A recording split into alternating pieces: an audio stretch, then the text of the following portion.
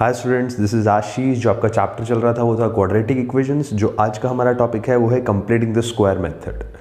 ये method actual में use होता है किसी भी क्वाड्रेटिक इक्वेशन को सॉल्व करने के लिए जब आपके पास किसी भी क्वाड्रेटिक इक्वेशन के अंदर फुल फ्लेज आइडेंटिटी वाले टर्म्स गिवन ना हो। ठीक है, तो let me begin with the question. अगर आपके पास यहां पर इस तरीके का एक एक्सप्रेशन गिवन है तो आपको मैं कहता हूं कि इसको फैक्टराइज कर दो तो बहुत इजी रहेगा, क्योंकि ये साफ साफ आइडेंटिटी वाली टर्म्स पड़ी हैं। P square Q square minus 2pq, ऐसे ही इस एक्सप्रेशन के अंदर भी P square Q square plus 2pq। तो आप इजीली कहोगे कि जब मैं इस एक्सप्रेशन को फैक्टराइज फॉर्म में लिखना चाहता हूं तो मैं कहता हूं p प्लस क्यू का होल स्क्वायर। इजी, क्योंकि आपके पास p square plus q square plus 2pq पड़ा था, आइडेंटिटी बनती है, फैक्टराइज फॉर्म तैयार है। ठीक है, ऐसे ही आप यहां पर लिखोगे p माइनस क्यू का होल स्क्वायर। ऐसा कैसे? क्योंकि आपके पास p square plus q square minus 2pq पड़ा था।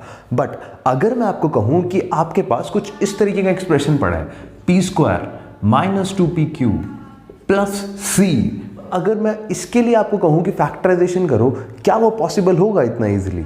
नहीं, क्योंकि पी स्क्वायर और माइनस 2pq तो आइडेंटिफाइड टर्म्स हैं जो आपको चाहिए आइडेंटिटी को लिखने के लिए, बट ये c एक एलियन टर्म है, इसके बारे में आपको कुछ नहीं पता। तो आप ऐसे क्वेश्चंस के अंदर कंप्लीटिंग द स्क्वायर मेथड को यूज करते हो। देखो, मैं एक छोटा सा डेमो दे देता हूं यहां पर 2 स्टेप मेथड का। ठीक है, कि हम कंप्लीटिंग द स्क्वायर मेथड में सोल पर्पस क्या रखते हैं, कि हम किस लिए करते हैं कंप्लीटिंग द स्क्वायर मेथड। ये जो c है ये एक एक्स्ट्रा टर्म है, आपको इसकी जगह चाहिए था क्यू स्क्वायर। अब क्यू स्क्वायर तो एब्सेंट है, आप क्यू स्क्वायर खुद से दोगे यहां पर, बट आपने अगर यहां प्लस क्यू स्क्वायर दिया तो आपको माइनस क्यू स्क्वायर भी देना पड़ेगा ताकि आप क्वेश्चन को चेंज ना करो। ठीक है, तो मैं क्या करूंगा, मैं यहां पर प्लस क्यू स्क्वायर भी लिख दूंगा और माइनस क्यू स्क्वायर भी लिख दूंगा। ठीक है, मैंने इसी के साथ एक बार प्लस क्यू स्क्वायर दे दिया और एक बार माइनस क्यू स्क्वायर दे दिया। प्लस क्यू स्क्वायर इसलिए दिया क्योंकि मेरे पास आइडेंटिटी पूरी हो जाए। आप देख सकते हो कि मेरे पास कौन कौन सी टर्म्स चाहिए थी, पी स्क्वायर क्यू स्क्वायर और minus 2pq, P square minus 2pq और प्लस क्यू स्क्वायर। ये 3 टर्म से ये आइडेंटिटी बन जाती है, तो इसी करके मैं ये वाली टर्म दे रहा हूं। माइनस क्यू स्क्वायर मैंने इसलिए दिया ताकि क्वेश्चन चेंज ना हो जाए, बिकॉज क्वेश्चन तो वही रहना चाहिए ना, वो तो यही रहना चाहिए। आप 2 चीजें ऐसी ऐड सब्ट्रैक्ट कर रहे हो जिससे वैसे तो रिजल्ट 0 आ रहा है, लेकिन आप इसमें से ये यूज करोगे टू कंप्लीट द आइडेंटिटी। अब ध्यान देना, मैं क्या कर रहा हूं, थोड़ी rearrangement. P square minus 2pq और प्लस क्यू स्क्वायर उठाकर आ जाएगा यहां पर। क्या बचा आपके पास? Plus c minus q square. ये 2 क्रॉस वाली टर्म्स बच गई जो कि एक्स्ट्रा टर्म है। I call it extra terms. क्यों? क्योंकि इससे तो बन जाएगी आइडेंटिटी। इसी वजह से हम इस मेथड को बोलते हैं कंप्लीटिंग द स्क्वायर मेथड, क्योंकि अब अगले स्टेप के अंदर मैं लिखने वाला हूं p माइनस क्यू का होल स्क्वायर प्लस जो भी एक्स्ट्रा टर्म थी, ये वाली टर्म। क्लियर? मैंने यहां पर क्या किया, मैंने यहां पर इस एक्सप्रेशन से कंप्लीट कर दिया x square just by giving some extra additive term plus q square.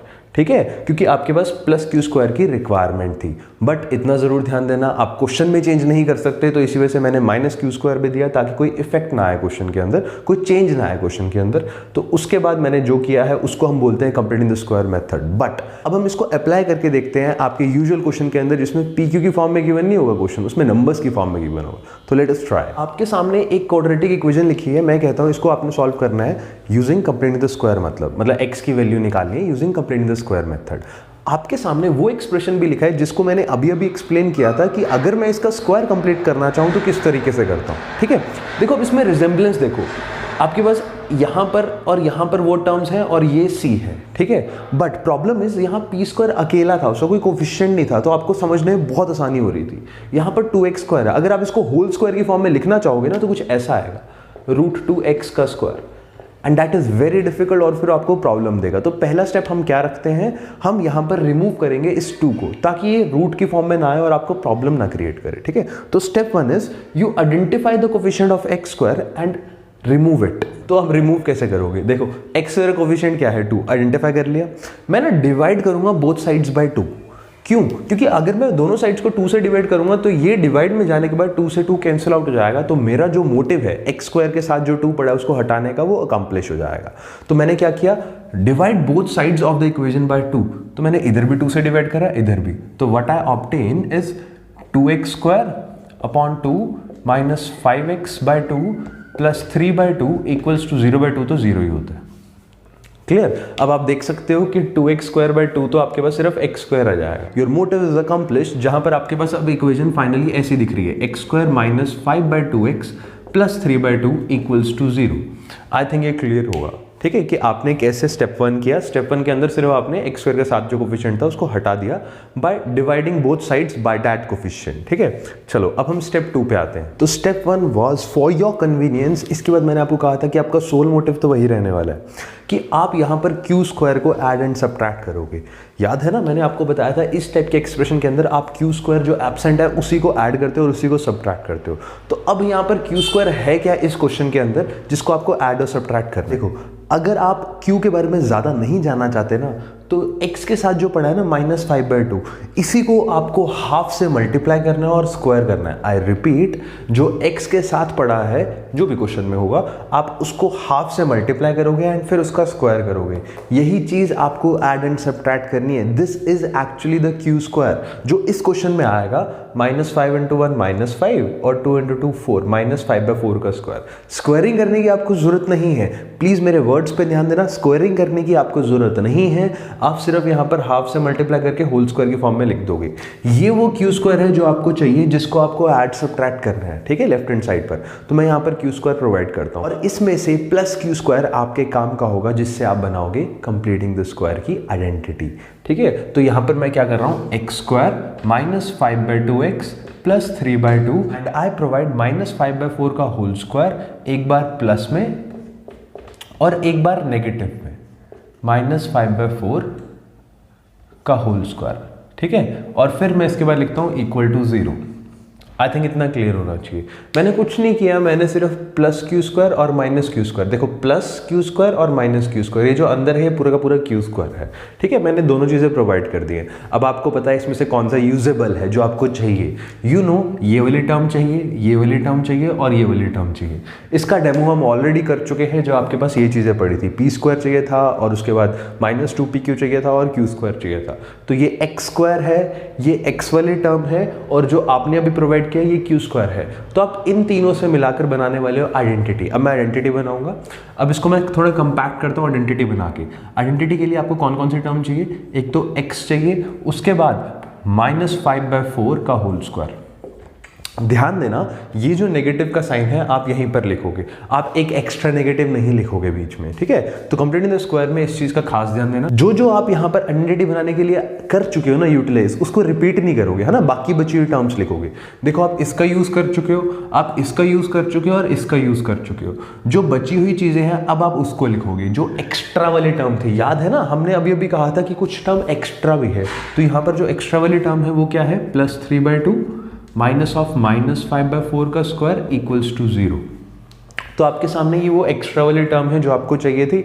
अब कंप्लीट द स्क्वायर का नेक्स्ट स्टेप क्या है, तो नेक्स्ट स्टेप इज आप यहाँ पर एक्स्ट्रा टर्म्स को राइट हैंड साइड पर ले जाओगे, ठीक है। जो भी आइडेंटिटी को छोड़कर एक्स्ट्रा टर्म्स बनी है ना, मतलब ये जो ब्रैकेट था ना, इसको छोड़ के जो भी एक्स्ट्रा टर्म्स है वो सारी जाने वाली है राइट हैंड साइड पर। तो मैं यहाँ पर क्या कर रहा हूँ, स्टेप नंबर 3 के अंदर x - 5/4 का होल स्क्वायर इधर ही रहने दे रहा हूँ कि दोनों टर्म्स उधर जाने वाली हैं। दैट मीन्स उधर क्या क्या आएगा, ये उधर जाएगा तो -3/2 बन जाएगा, ये उधर जाएगा तो पॉजिटिव ऑफ -5/4 का होल स्क्वायर बन जाएगा। आई थिंक क्लियर है। एक तो ये वाला साइन पॉजिटिव में कन्वर्ट हो गया, ये प्लस वाला नेगेटिव में कन्वर्ट हो गया, ये सब कुछ राइट साइड पर चला गया। तो I have executed step number 3। अब बात रहेगी है चौथे स्टेप की, that is find the value of x। अब आता है आपके पास step number 4, that is the final step. आपको x फाइंड करना है बाय ट्रांसपोज। देखो, आप ऊपर ऊपर से देख सकते हो कि इसको करना पड़ेगा सिंप्लीफाई, और उसके बाद जब x की वैल्यू निकालनी है ना, तो ये स्क्वायर हटाना पड़ेगा, ठीक है। तो मैं यहाँ पर यही स्टेप्स करने वाला हूँ। एक ही स्टेप के अंदर मैं इसको रखता हूँ कि भाई आपने x की वैल्यू निकालनी है, because you are a grown up और आपको यहाँ से x निकालना आता है। तो लेट्स सी हम कैसे कैलकुलेट करेंगे। तो एज यू कैन सी, मैंने यहाँ पर -5/4 का स्क्वायर किया, तो -5 का स्क्वायर 25 आया और 4 का स्क्वायर 16 आया। अब आपको और कुछ नहीं करना, यहाँ पर सिर्फ एलसीएम लेना है, सो दैट ये सिंप्लीफाई होकर आपके पास एक फ्रैक्शन बन जाए। जब ये एक फ्रैक्शन बन जाएगा ना, तो आपको x निकालना बहुत ईजी होगा। तो अब मैं वही करने वाला हूँ, इन दोनों का लेने वाला हूँ एलसीएम। तो इन दोनों का एलसीएम लेंगे, 2 और 16 का एलसीएम आएगा 16। तो आई राइट 16 को 2 से डिवाइड किया 8 आया, 8 को 3 से मल्टीप्लाई 24, तो आई गेट -24 है, ठीक है। ऐसे ही 16 को 16 से डिवाइड किया 1 आया, 1 को 25 से मल्टीप्लाई किया, यहाँ पर 25 आया, ठीक है। सिंपल एलसीएम लेने की टेक्निक है, आप एडिशन के अंदर इसको ऑलरेडी यूज करते ही हो। अब आपके पास सिंप्लीफाई करके आएगा x माइनस 5/4 का स्क्वायर इक्वल्स टू -24 और +25 होता है 1/16। अब x निकालना है। देखो x निकालने के लिए आपको साफ साफ पता चल रहा है स्क्वायर प्रॉब्लम दे रहा है, तो अब दोनों साइड करना पड़ेगा स्क्वायर रूट, ठीक है। ये कॉमन सेंस है, अगर ऐसी कोई टर्म आ जाती है और आपको यहाँ से x निकालना है तो आप यहाँ पर करते हो स्क्वायर रूट बोथ साइड्स। अब दोनों साइड स्क्वायर रूट करता हूँ, इधर भी स्क्वायर रूट और इधर भी स्क्वायर रूट। क्या ऑब्टेन करेंगे हम? तो मैंने क्या ऑब्टेन किया, यहाँ पर जो आपने स्क्वायर से स्क्वायर रूट कैंसिल आउट होते हुए देखा तो बचा x माइनस 5/4। लेफ्ट साइड पे तो क्लियर है x माइनस 5/4 बचा। राइट साइड पे आते हैं, राइट साइड पे स्क्वायर रूट ऑफ 1/16 था तो यहाँ पर बचा plus minus 1/4, because square root of 1 होता है 1 और स्क्वायर रूट ऑफ 16 होता है 4। आई थिंक यहाँ तक बहुत इजी होगा कि आपने अगर इसका स्क्वायर रूट किया तो 1/4 कैसा है आपको इतना निकालना आता होगा। अभी प्लस माइनस कहाँ से आया, बिकॉज मेन जो प्रॉब्लम है ना, बच्चे क्या करते हैं यहाँ पर सिर्फ 1/4 लिखते हैं, माइनस भी लिखना है, बिकॉज स्क्वायर रूट ऑफ 16 जो आप करते हो ना तो -4 भी तो हो सकता है, ठीक है। तो प्लस वाला केस भी लेना है और माइनस वाला केस भी लेना है, तो प्लस माइनस लिखना जरूरी है। अब इसके बाद जब x ऑब्टेन करना है तो -5/4 आएगा इस साइड पर, तो +5/4 हो जाएगा, ठीक है। तो मैं यही स्टेप करने जा रहा हूँ। मैंने यहाँ पर क्या किया, x इक्वल्स टू +-1/4 और -5/4 उधर जाके हो गया +5/4। एक बार आप यहाँ तक पहुँच चुके हो, इसके बाद करना है इसको सिंप्लीफाई। देखो इस प्लस माइनस की वजह से दो केसेस बनेंगे, एक बार प्लस लेना है और एक बार माइनस लेना है, ठीक है। तो मैं यहाँ पर दो केसेस बनाकर दिखा देता हूँ। केस 1 लेंगे जिसके अंदर हम सिर्फ प्लस कंसिडर कर रहे हैं, नेगेटिव को इग्नोर कर रहे हैं। तो आपके पास क्या बनेगा केस कि x इक्वल्स टू +1/4 एंड +5/4, और जब इनको ऐड करेंगे तो आपको पता है इसका आंसर आएगा 1 + 5 that is equal to 6/4। Cutting कर लेना, 3/2 बचेगा। तो x की वैल्यू एक तो आई आपके पास 3/2। दूसरी वैल्यू के लिए आपने क्या किया, x इक्वल्स टू, इस बार आप लोगे माइनस, तो -1/4 +5/4। फिर दोबारा से आप एलसीएम लोगे, 4 एलसीएम आएगा, -1 + 5 एंड -1 + 5 होता है +4, तो 4/4 आया, कैंसिल आउट करके 1 आया। तो दो वैल्यूज आई है यहाँ पर, एक आई है 3/2x की और दूसरी वैल्यू आई है 1। तो this was all about completing the square. Completing the square method आपने सीख लिया है, जिसके स्टेप्स बोर्ड पर लिखे हैं। पहला स्टेप था डिवाइड बोथ साइड्स बाय 2, दूसरा स्टेप था ऐड एंड सब्ट्रैक्ट करना है आपको ये पार्ट ऑन LHS, ठीक है। This was the main step जिसमें प्रॉब्लम क्रिएट होती है, ठीक है। तो प्लीज़ इस पे फोकस करना कि आपको किस चीज़ को ऐड सब्ट्रैक्ट करना है। मैं वापस से बताता हूँ, आपको x का कोफिशिएंट देखना है, उसको हाफ से मल्टीप्लाई करना है और स्क्वायरिंग करनी है, ठीक है। उस चीज़ को हम बोलेंगे क्यू स्क्वायर, जिसको ऐड सब्ट्रैक्ट करना है लेफ्ट हैंड साइड पर। उसके बाद take extra terms on RHS, जो भी एक्स्ट्रा टर्म बची है, जो आइडेंटिटी को छोड़कर एक्स्ट्रा टर्म बची है, उसको उठाकर राइट हैंड साइड पर लेकर जाना है। And finally you find x by just simple transpose, ठीक है। यहाँ पर मैंने ज़्यादा कुछ नहीं किया आपके लिए, कुछ जहाँ स्क्वायर रूट चाहिए था वहाँ स्क्वायर रूट किया, जहाँ ट्रांसपोज चाहिए था वहाँ ट्रांसपोज किया। हाँ, फाइनली में केसेस ज़रूर बने हैं प्लस माइनस वाले, ठीक है। तो आपके पास एक आंसर आया 3/2 और एक आंसर आया 1।